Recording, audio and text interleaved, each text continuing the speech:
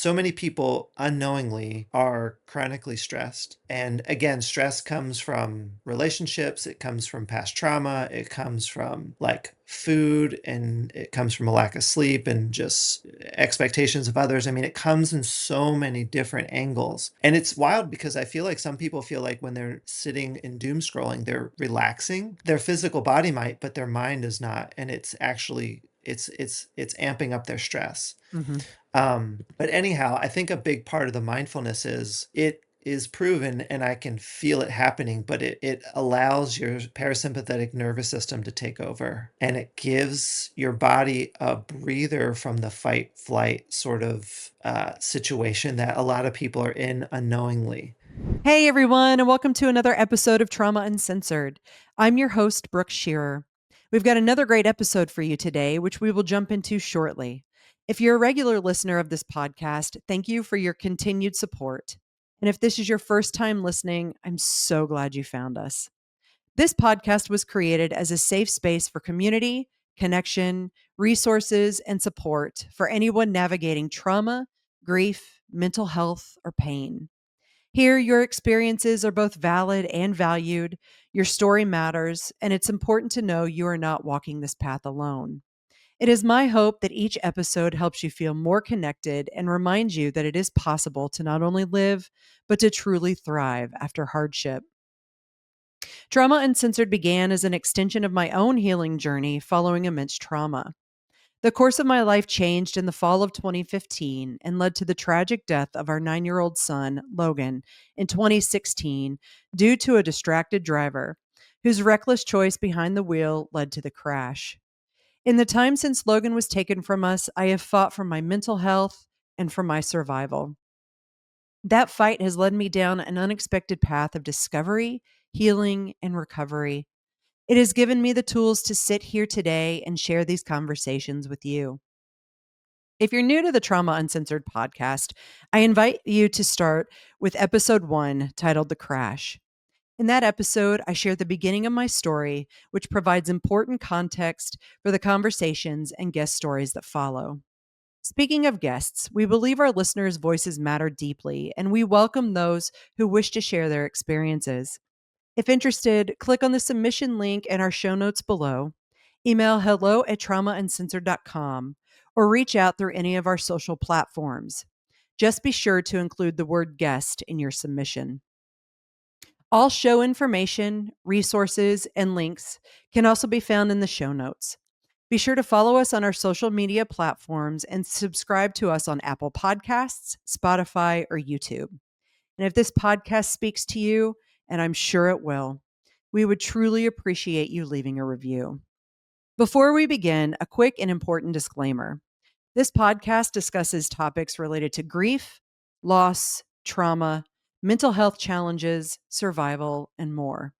While I have gained deep personal experience in these areas, I am not a therapist, and this show is not intended as a substitute for professional medical advice, diagnosis, or treatment. So stay tuned for another installment of Trauma Uncensored, where, as always, we're healing out loud. Trauma Uncensored. Trauma Uncensored. Trauma Uncensored. So, to introduce Christopher O'Reilly, MALPC, is a licensed professional counselor with over 20 years' experience working in world-class addiction and trauma treatment centers. In addition to providing direct clinical care, he has spent many years in leadership, focusing on program and staff development as an executive member, developing and providing clinical training for executives and clinicians, and speaking at national treatment conferences. He has taught counseling and mindfulness at various universities and is a mindfulness-based stress reduction instructor. Christopher enjoys helping highly motivated individuals find lasting health, happiness, and sustainable change. Welcome, Christopher. Thank you so much, Brooke. Yeah. Hey, it's I know we were talking about this before we started recording, but it's kind of crazy for me to be sitting on this side and you on the other side, considering you've interviewed me for a podcast before. Yeah. I'm not the slightest bit surprised. You've always been so passionate about Oh, this. I have, right? Who ever Hmm. thought that it would lead to this? Yeah. Hmm. Yeah. So, talk to me about I know from, previous conversations and all of that Mhm. that your past was highly motivational for you going into, what you do today.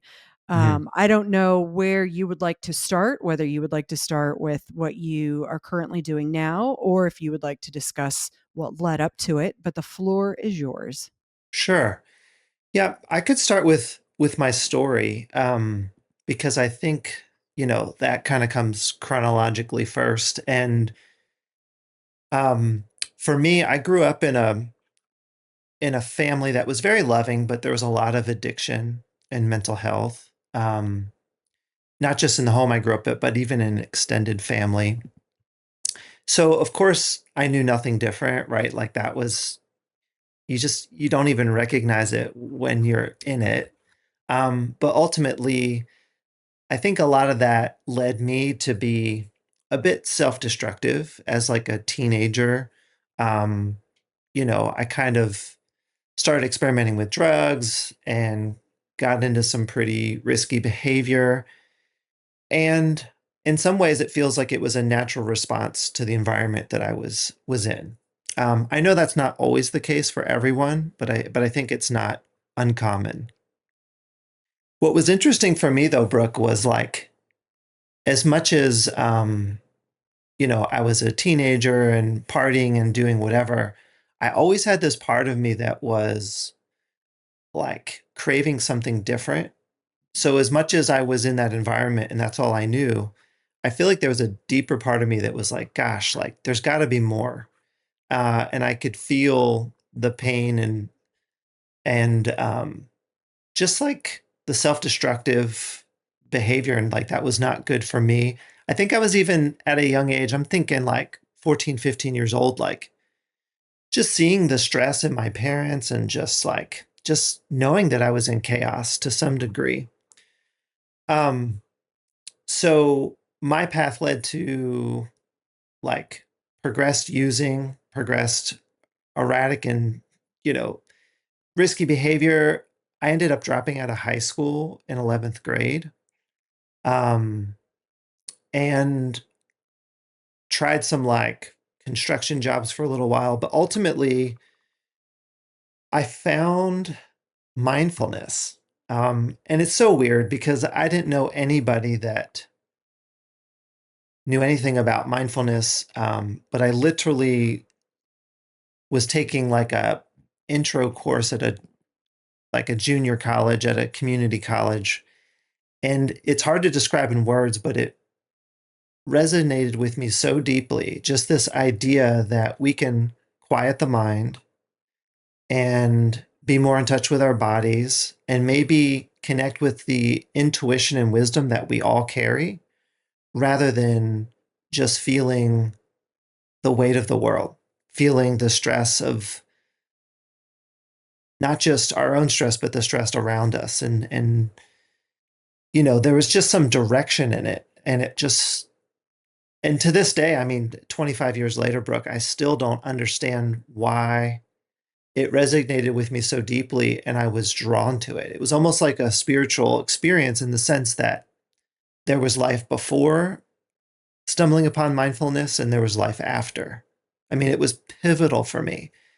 And I stumbled upon it. Like I said, I found myself, at bookstores reading one book, you know, reading a dozen books, starting to meditate on my own through the instruction in these books. Like this was like before YouTube Oh, and yeah. like and all the resources that are out there today. I was literally at libraries and at the bookstore. But I'd say that year, and I think I was 19 years old when I stumbled upon this. Again, after failing out of school and whatever. So ultimately, read a lot, meditated a lot. It became a daily practice. And before the age of 20, there was no more drugs in my life. Wow. There was no more drinking. There was no other risky behavior. And I remember like friends and family, like they knew it was positive, but they were also quite concerned because it Mhm. was such a significant shift and nobody understood it. I had no one that I was like engaged in this with other than just reading books and meditating alone. And that meditation practice, it became an anchor in my life and it became almost like a fuel or medicine or just like it was what I needed it. I used it.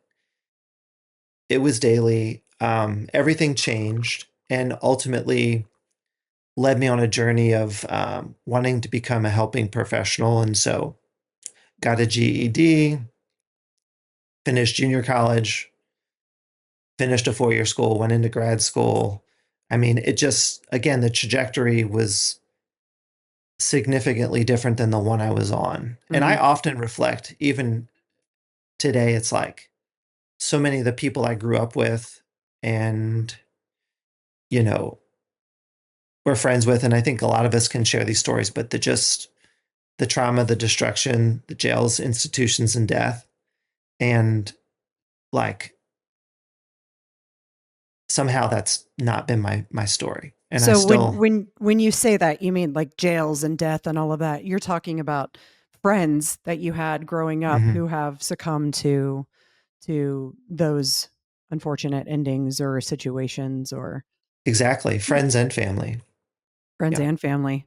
Yeah. Yep. And are you so I am curious because in, a lot of the work that has been taught to me is taught in residential trauma, is taught in therapy, Hmm. talks about generational patterning. Hmm. Do you this could be a very lofty question, but do you know, have you been able to look back and see so I guess where it kind of stemmed from, what came down, like not just maybe your experience, but those friends that you've lost or Hmm. the friends that have ended up in jail. Are you able to see, you know, what kind of generational patterning was it like environmental that played a part in it? Was it I mean, because it's so interesting that that group of yours all had the same experience, was experiencing the same thing. And it's Hmm. awesome that you were able to exit out of it. So you were learning early. Um, and I would guess, I mean, because you said you have no idea, how it started. So by the Hmm. grace of something higher spiritually, right? And you Hmm. listened to it. That is very important. You listened to it. You didn't Hmm. just shrug it off. But I'm curious. I mean, can you tell me about the environments that all of you were growing up in?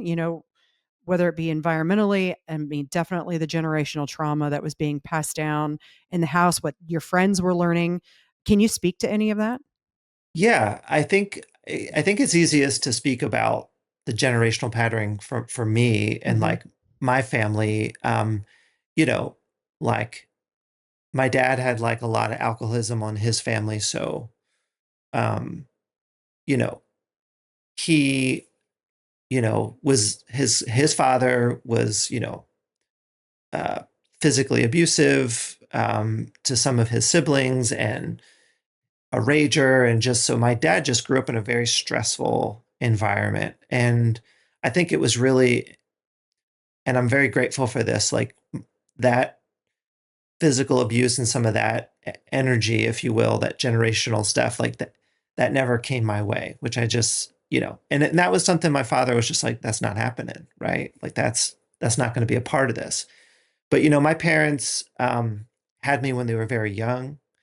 They had little to no resources, so money was always a huge stressor.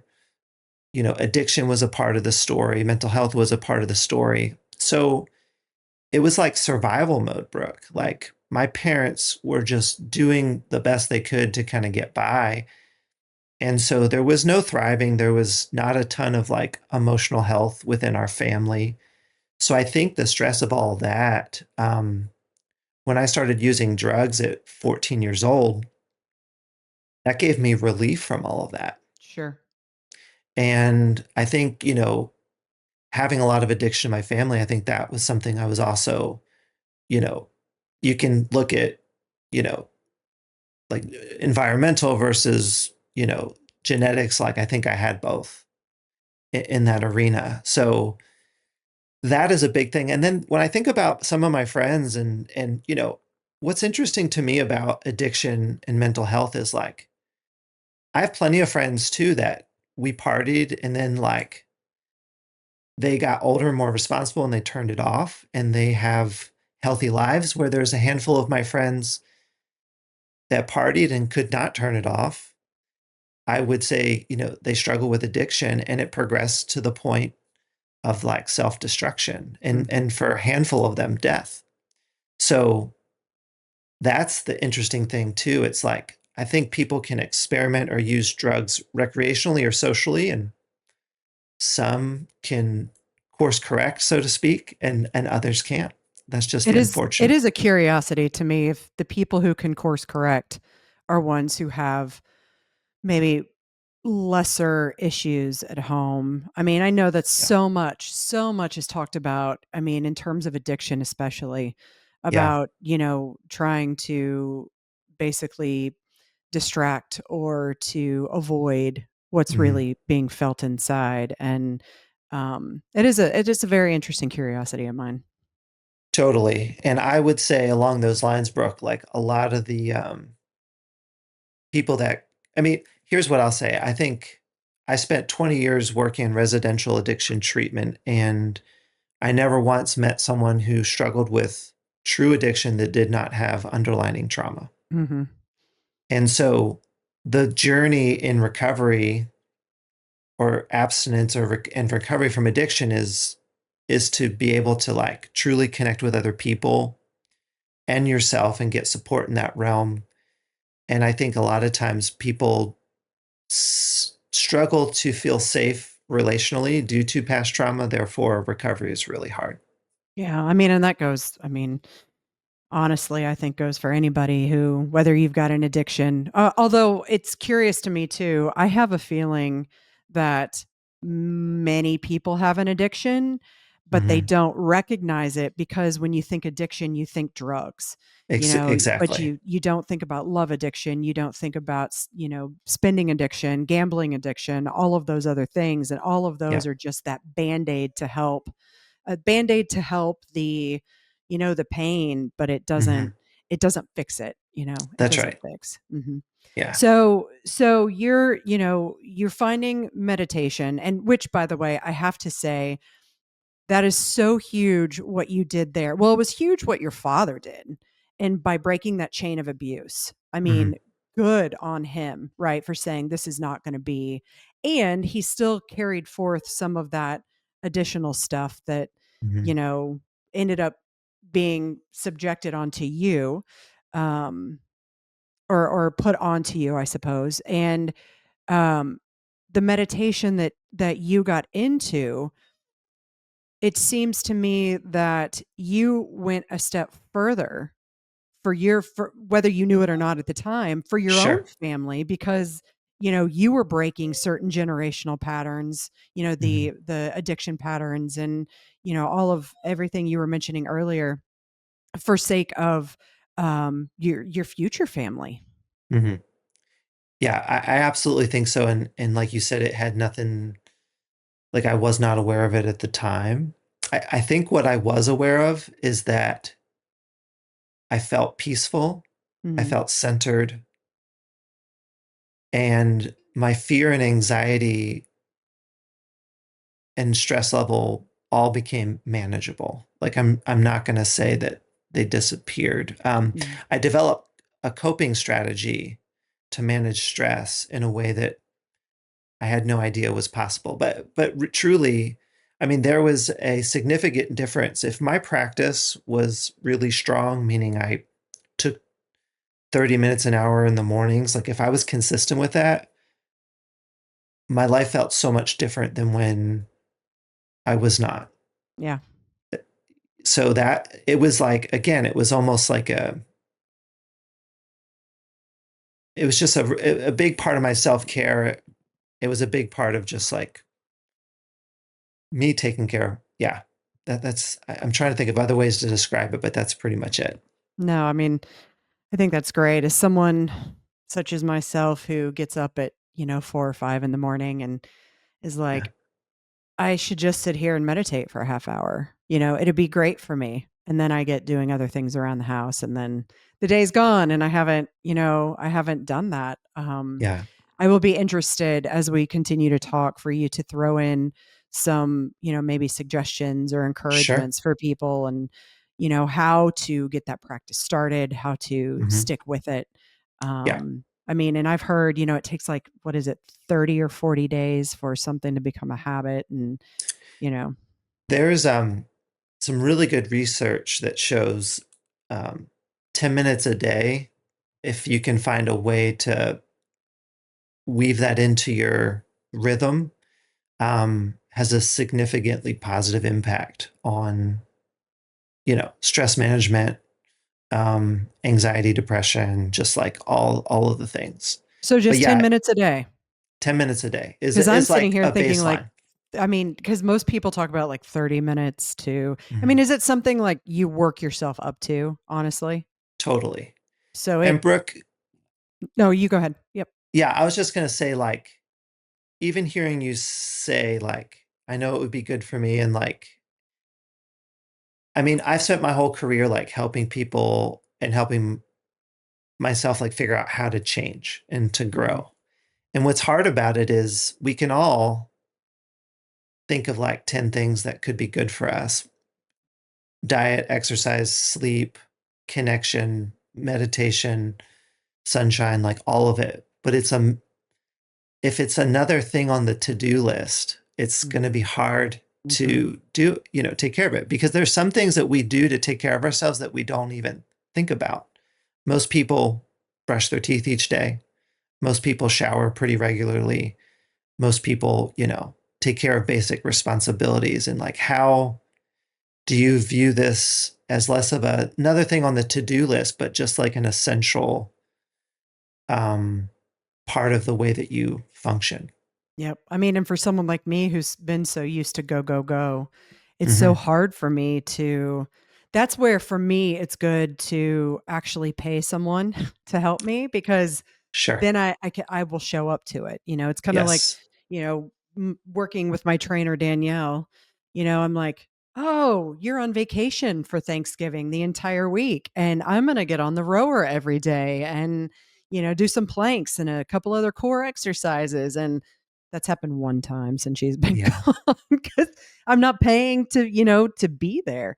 Yeah. Um so it will be, I'm curious to hear, kind of like to segue into how, this became a part of your profession, Hmm. but also how you encourage people, like some resources and how you Hmm. encourage people just to even get started.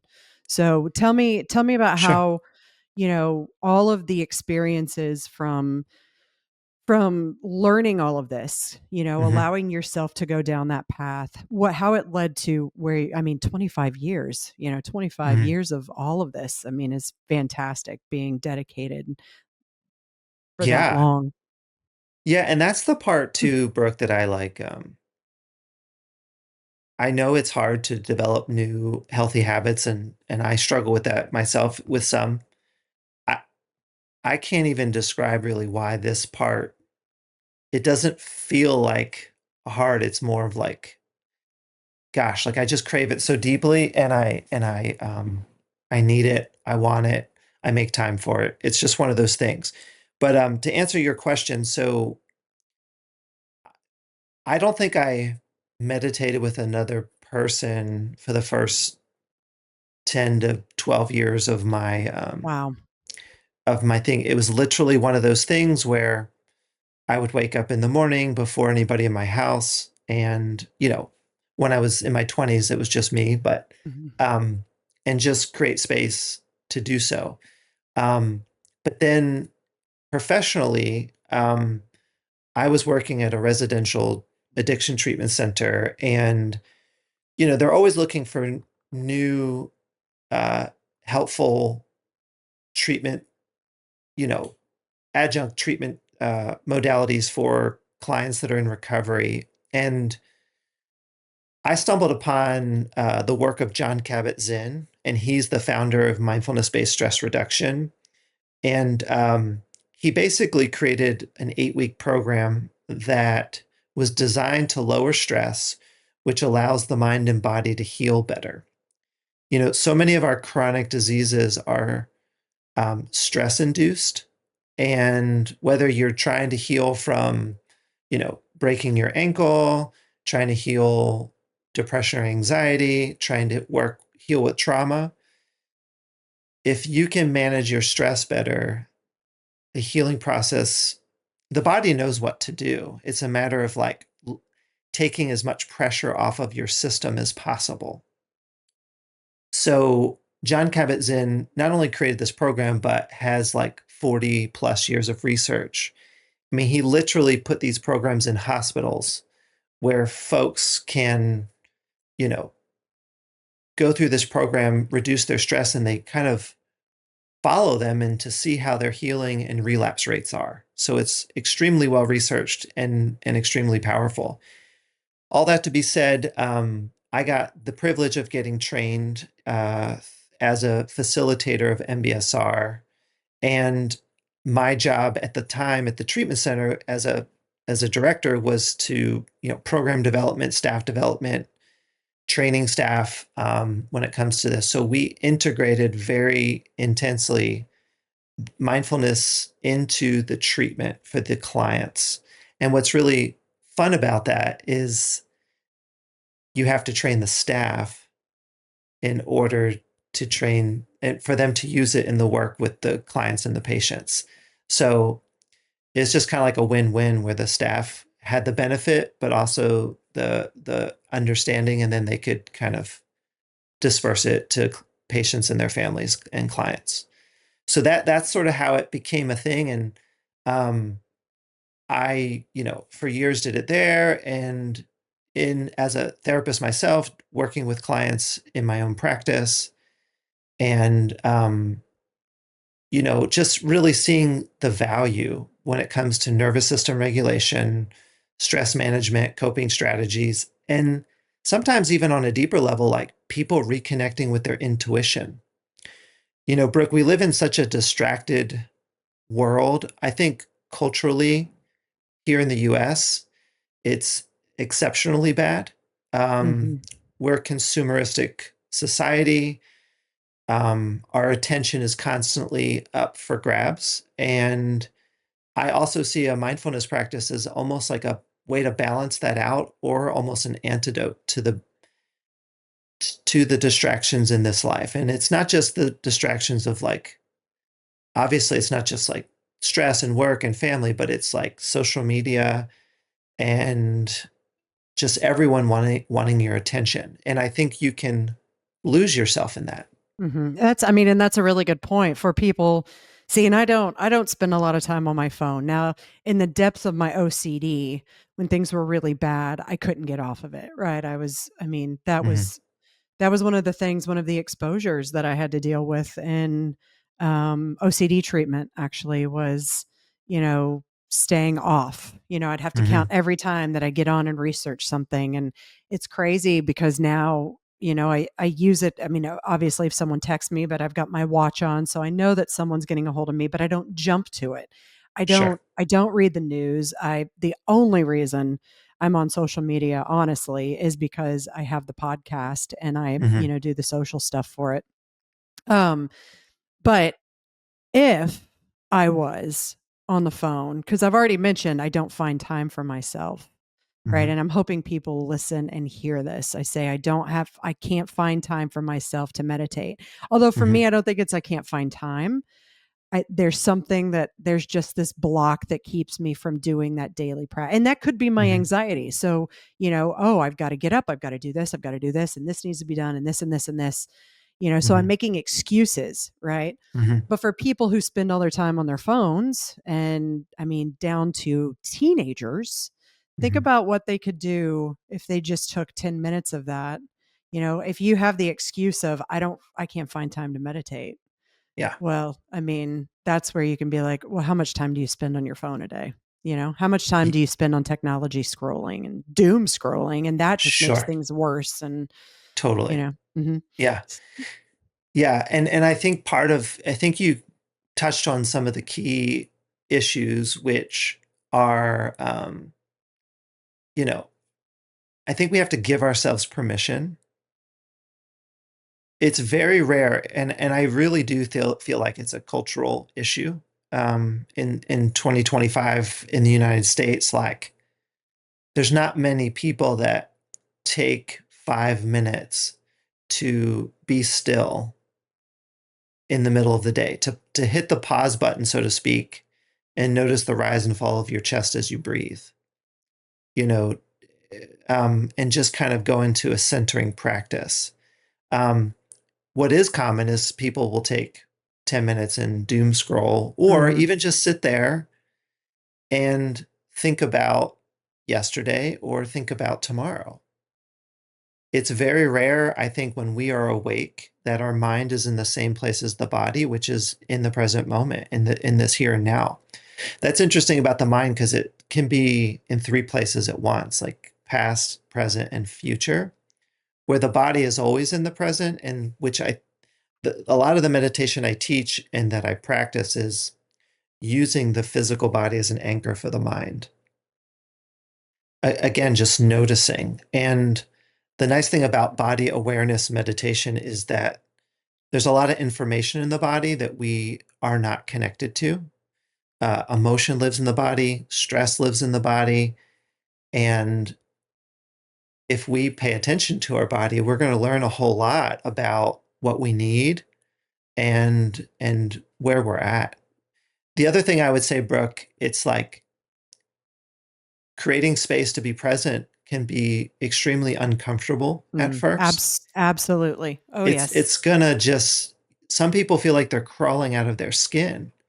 Um, and you know, that's I think why people are so addicted to being distracted because they're avoiding the truth about their circumstances. And Mhm. when I say circumstances, just their stress levels, their anxieties, their depressions, their fears, their doubts, all of that stuff. There's a lot of courage and strength that can be fostered and can grow when you practice mindfulness because you are no longer avoiding Mhm. in that process. It's a And that's process we're of not taught to sit with no. and feel. I mean, that is extremely uncomfortable. And I mean, and see, for me, that's the thing is I love to meditate. I Hmm. love to meditate. You will never see me get into a yoga class and do hot yoga or any of that bullshit because that just doesn't do anything. But like the Kundalini yoga I was telling you about the other day, Yep. um, and you know the meditative component because I always gain something from it. Yeah. But I don't know how to allow myself to find that time and space. I think because my anxieties of what I have to do, Hmm. full well knowing that if I would just allow myself to meditate, that would ease those anxieties. You know, it's like the cyclical pattern type of deal.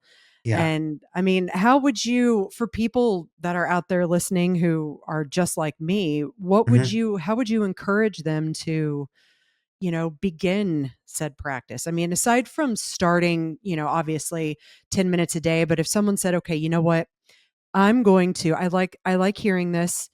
This is good awareness. Hmm. I want to get started. Hmm. How would you encourage people to get started? Sure. I think people thrive in different situations.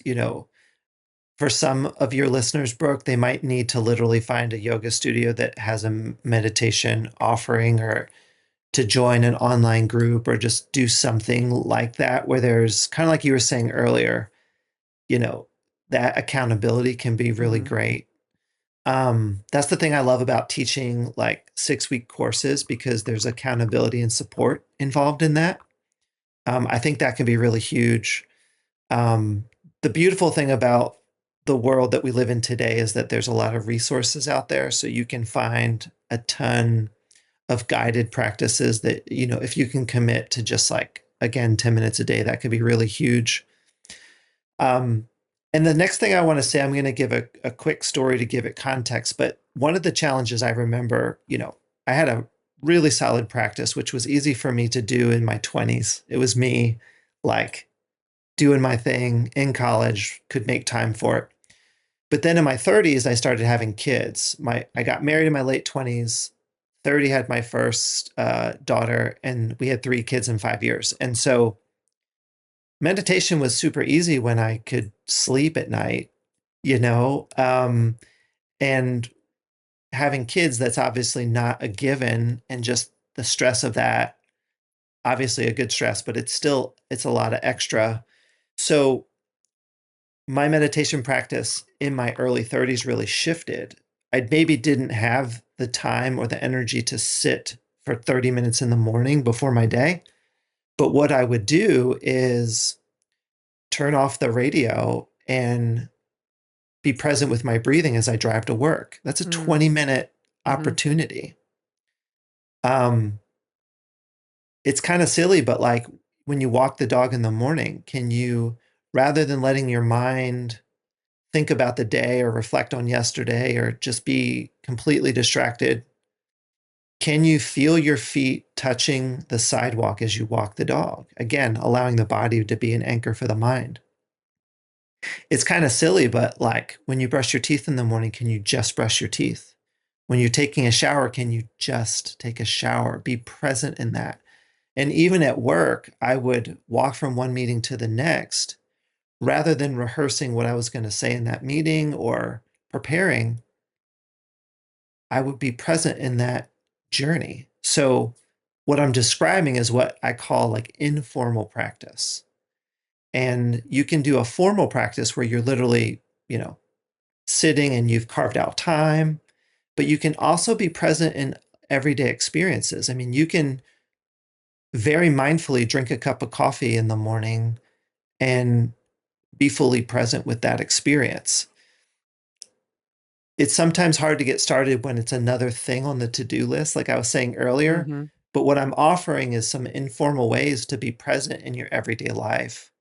Um, I will say, almost as like an asterisk or a truth, I think a formal meditation practice makes the informal practice easier, Yeah, I would believe that. Hmm. but I do think that we can be intentional about the way we do small things in everyday life that can have healing properties on the nervous system and, be mindful in nature. Yeah, that's great because um I mean, I think that's what's missing in so many people's lives and bringing it around to how the body responds too. I Mhm. mean, I mention on this podcast quite a bit about the body keeping the score. And, Mhm. for so long, I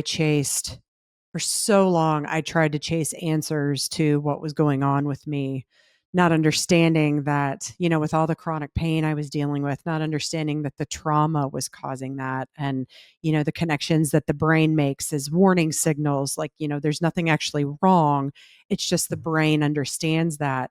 And I've Mhm. noticed as I've begun to calm the nervous system down and rewire my brain and, you know, try to reduce the stress as much as possible. Mhm. Things have shifted. And I mean, in particular, one situation I was involved in, it took me a long time to figure out, but I understood that that was specifically what was causing my lower back pain. And my Mhm. back doesn't bother me now Mhm. until I get into that situation, and then it kicks up and I'm like, "Oh, okay," because I've learned to read it. Mhm. But with all the work that I've done, I mean, I do, going away to the wellness retreats and doing the meditations and the breath works and all of that, Yes. has been huge in helping me to sort through my traumas of that situation. Mhm. And as I do that and I grow and I'm healing through it, the pain, I mean, a year and a half ago I couldn't walk. My back was so bad. I Yeah. couldn't move, I couldn't walk. And today, I'm Danielle does not hold back with me on the training, and Yeah. which is great, but there's so much to be said about that mindfulness and the awareness of the body, what the stress is doing, and Mhm. coming up with those solutions on how to mitigate Mhm. all of that. And, Yes. even just like you said, taking a walk and trying to just be present in your body. Yeah. Yeah. I think we can very much get addicted, and I'm using that just for, sake of a point. We can be addicted to worrying. Hmm. We Oh, can be yes. addicted to preparing. And it's when I say addicted, what I really mean is it's like it becomes a compulsive pattern. Hmm. And when you get quiet and pay attention to the thoughts that come through your mind or your behavior, so much becomes clear. And it's kind of funny. I was having this conversation recently with somebody, and it's like, there's not a whole lot of original content that plays in my mind. Like, it's very patterned. The things that I worry about, I've been worrying about for a long time, the things that makes me anxious. So the more time you spend in your body and paying attention to your thoughts, you just see it for what it is. And it's interesting. The more you understand it, the more it has strength. It Hmm. loses its power. And I feel like you gain control over your system. And when I say control, I just mean you can manage the stress better. Yeah. I mean, almost like an acceptance. It's an awareness and an acceptance kind Awareness and of, acceptance. yeah, kind of mixed together because, and I was talking about this yesterday, as I was recording another podcast, but it's, you know, I don't believe that traumas and certain experiences will ever leave the mind or the body.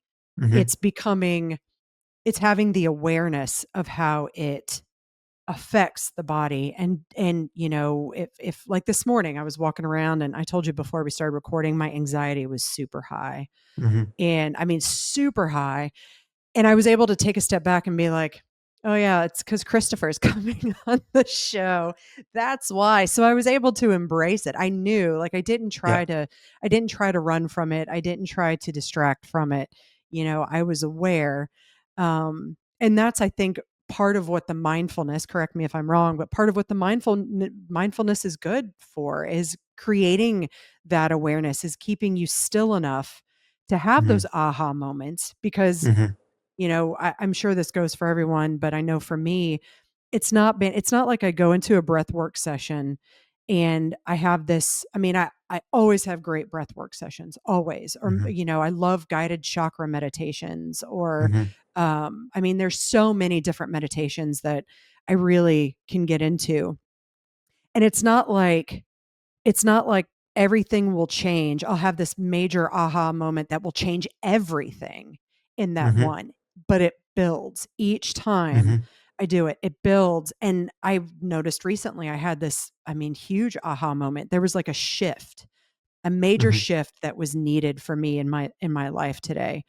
Hmm. And it didn't, I mean, it has taken work that I started in June Hmm. actually to get, into that space. It just took the repetition, albeit it wasn't daily meditation practice, but Hmm. meditation had been worked into it. Um, and I think people understanding, like for me, I'm not a patient person. I work really hard at it, but I'm like, damn it, if I'm going to do this, I want the results tomorrow. And that's part of my learning, is to calm down and let it be, and, just trust the process. We know that phrase all too well, don't we? Hmm. Um, and so the meditative component isn't going to be something, if people are listening and they're like, they think it's kind of like ketamine too. It's not going to happen tomorrow That's if right. you just start it today. Your awareness isn't going to shift, you know, 1,000% Mm-mm. overnight. It's something Mhm. you have to keep up with. Yeah. No, absolutely. Just like you gave several examples, I would say the same for exercise, good sleep, healthy food, all of it. Mhm. I will say though, just as a promising note, I don't want to guarantee because everyone's situations are different, but 30 days of a 10-minute practice is you're going to feel different. And I think a big part of what happens too, Brooke, is so many people unknowingly are chronically stressed. Mhm. And again, stress comes from relationships, it comes from past trauma, it comes from like food, and it comes from a lack of sleep and just expectations of others. I mean, it comes in so many different angles. And it's wild because I feel like some people feel like when they're sitting in doom scrolling, they're relaxing. Yeah. Their physical body might, but their mind is not. And it's actually it's amping up their stress. Hmm. Um, but anyhow, I think a big part of the mindfulness is it is proven and I can feel it happening, but it allows your parasympathetic nervous system to take over, and it gives your body a breather from the fight flight sort of situation that a lot of people are in unknowingly. And so there's a direct correlation between this kind of stress management and the nervous system getting reset.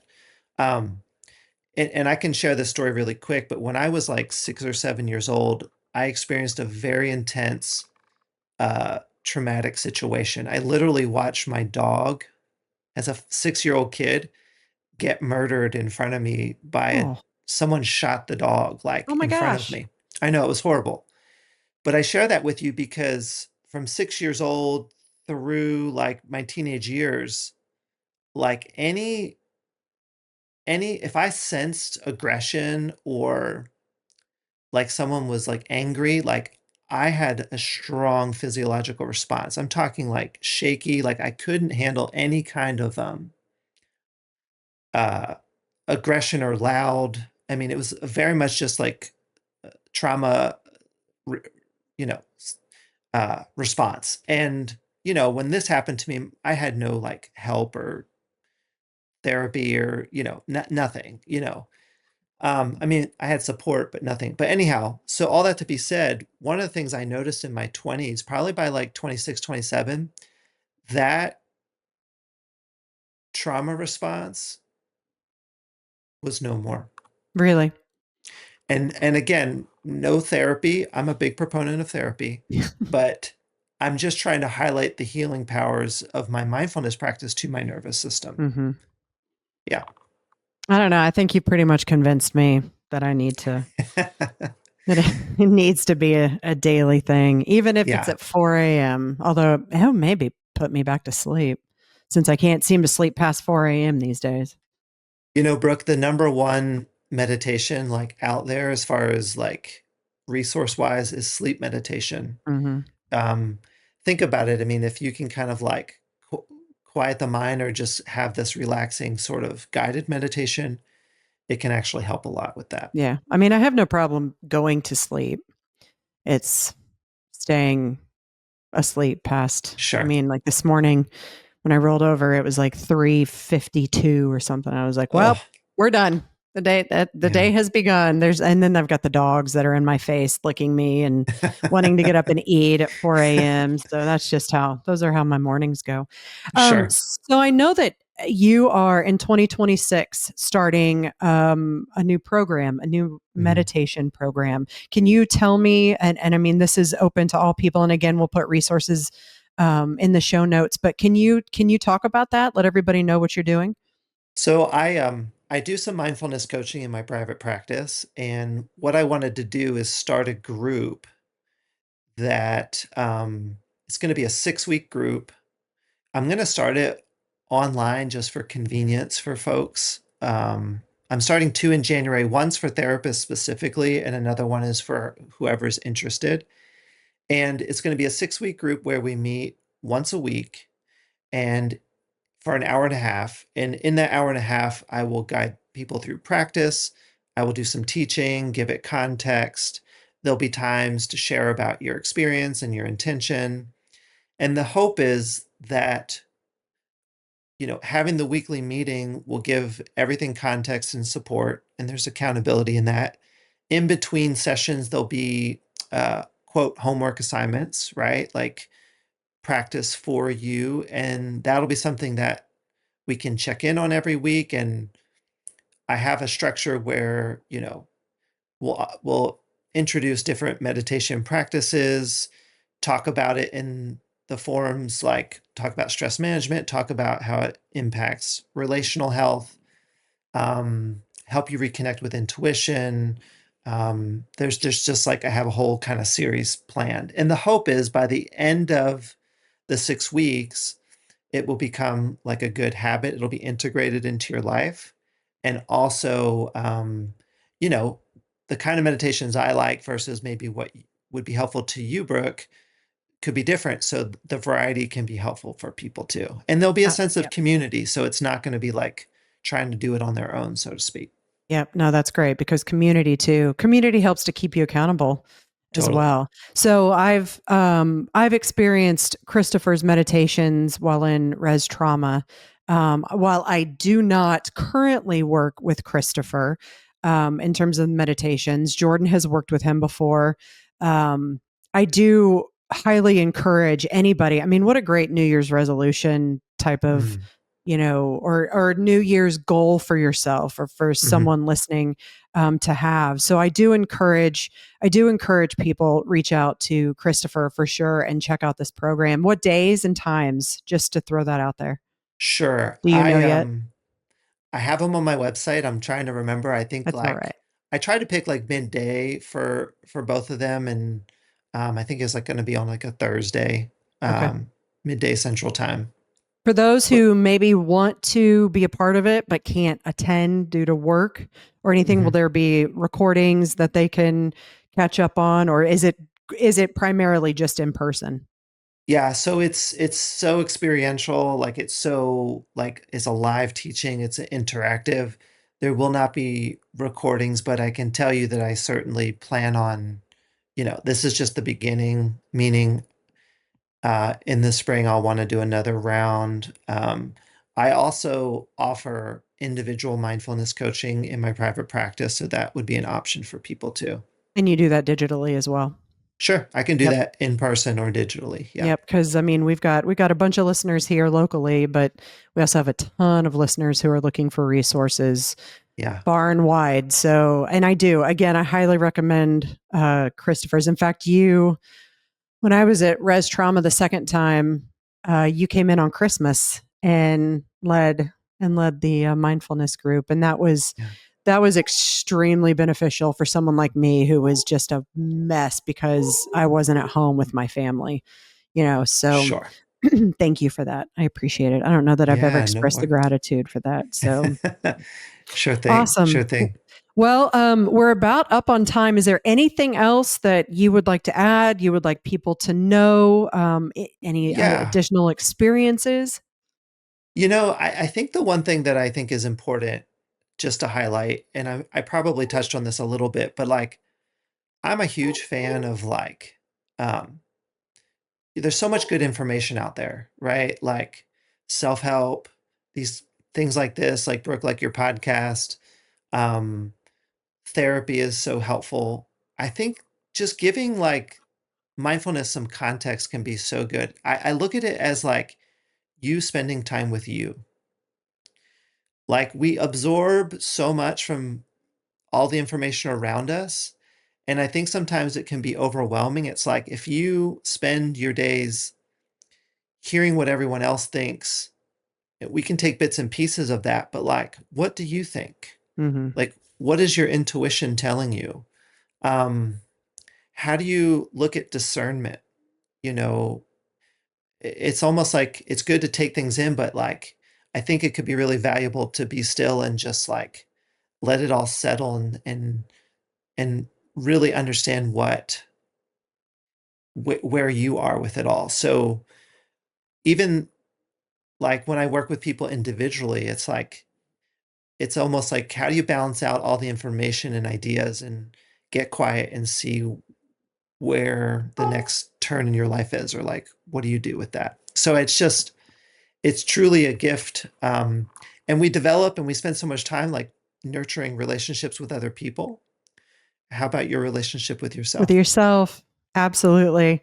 That Yeah. is a beautiful way to wrap all of this up. I mean, how great is it to really encourage and put in front of people that at the end of the day, you need to focus on you and your well being and really Hmm. all of that other stuff in the background. And I speak for myself as someone who has Hmm. a hard time quieting down that mind.